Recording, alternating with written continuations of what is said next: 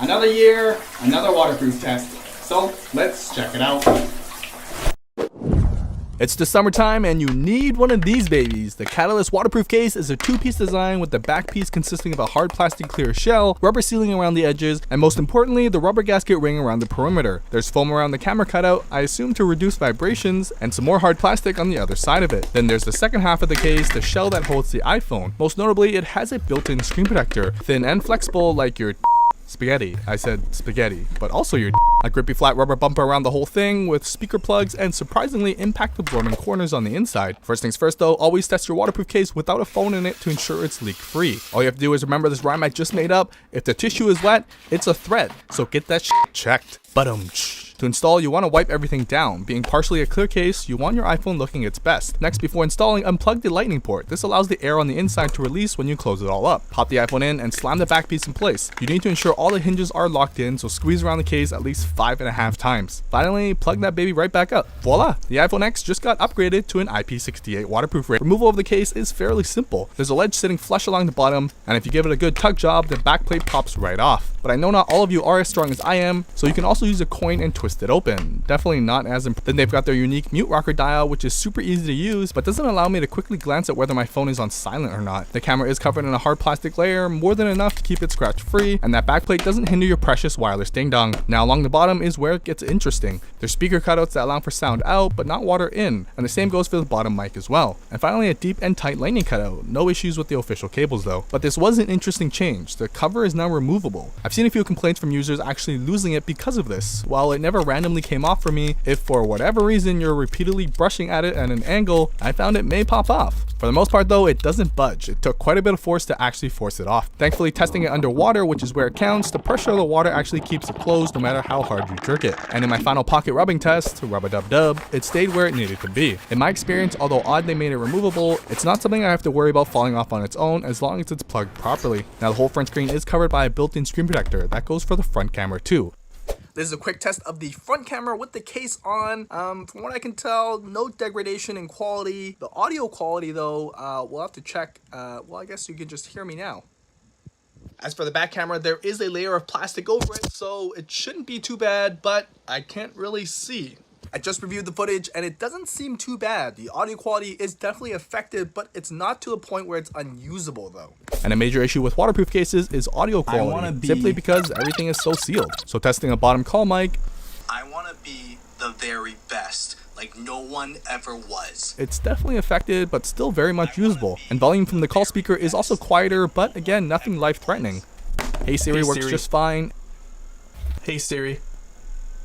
And when watching anything, the speaker grills allow most of the sound out just fine, although at lower volumes, it can get a little drowned out. In summary, basically you'll see the audio affected throughout the case, but not enough to make them unusable. Now, flash test time. This video is with the flash on. You can see how it still works. I mean, it is blocked by a plastic cover, but it's not hindering any kind of performance. It's still just as bright and just as blinding.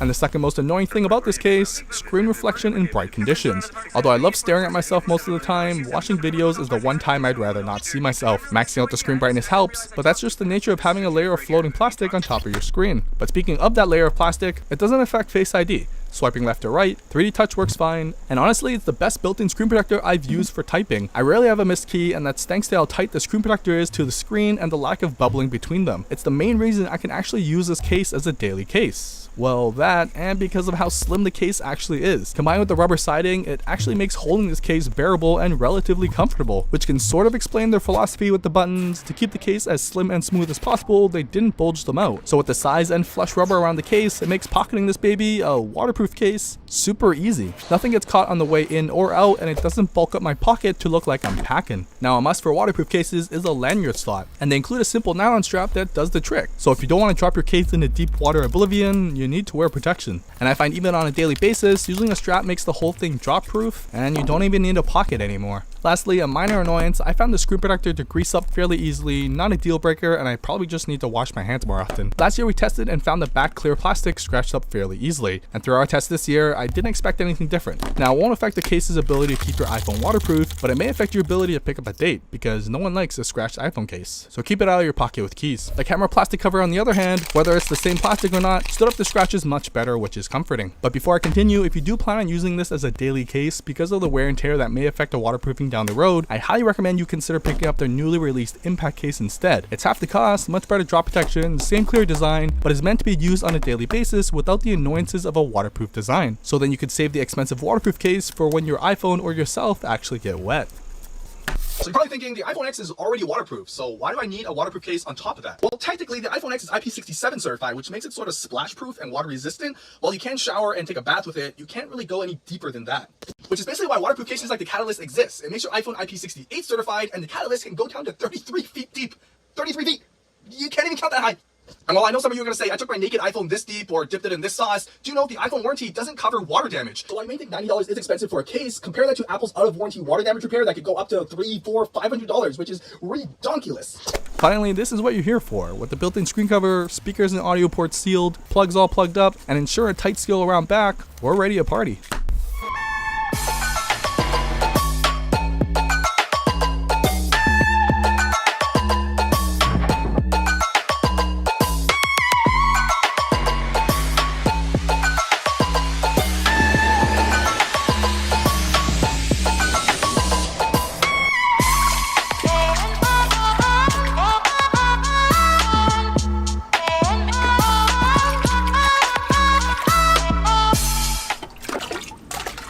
Now the first thing you'll notice, iPhone screens are unresponsive underwater, and that goes for any case you use. And that's why when shooting underwater, access to the volume buttons are essential to trigger the shutter, and the textured buttons here do justice in helping you find them. When you need to switch between modes though, you will have to go above water, switch it up, and head back downtown. In my quick test, the quality of my shots underwater don't seem to be affected. That extra layer of plastic doesn't affect sharpness or cause exposure issues in the video. You can still get some pretty crispy shots with the case on. Now when underwater, I highly recommend you get a floaty strap to replace their nylon one. Honestly, it's a few extra dollars to not lose your camera to Nemo. Plus, it'll make it super easy to spot if you go neon like I did. Next, while it's a waterproof case, they also claim it's snow, dirt, and sandproof. So I decided to bake with, hot dog ingredients.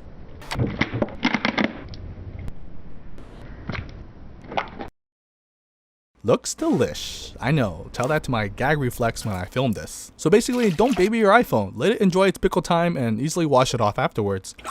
Ding! Just like new. And for those who like to take their phones to the washroom, if you ever do drop it, just remember, you can wash it right off, or that urine is disinfecting, so just pick it up and go. And yes, that pickle is a representation of your turd. So we know the case can handle some water. It's one of my favorite waterproof cases to date. But is it a 2-for-1? And last year we tested it, it was a great impact case as well. So let's test that again.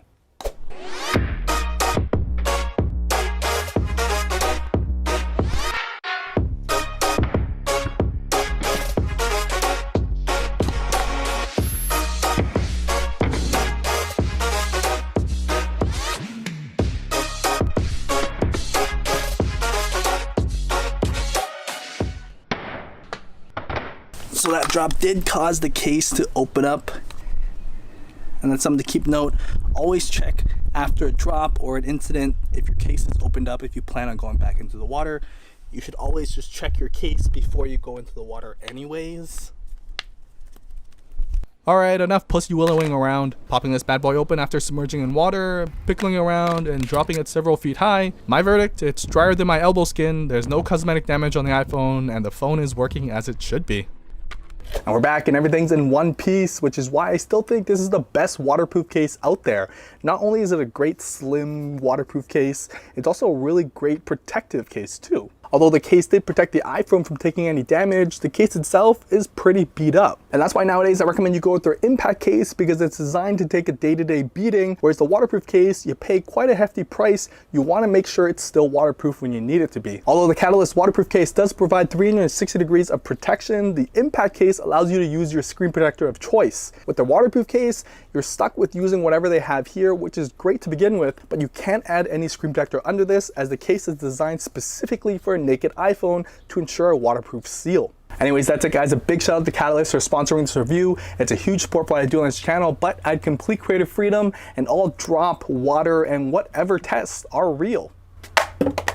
Like and subscribe if you want to see more, and leave a comment below letting me know what waterproof case you use. I rest my case.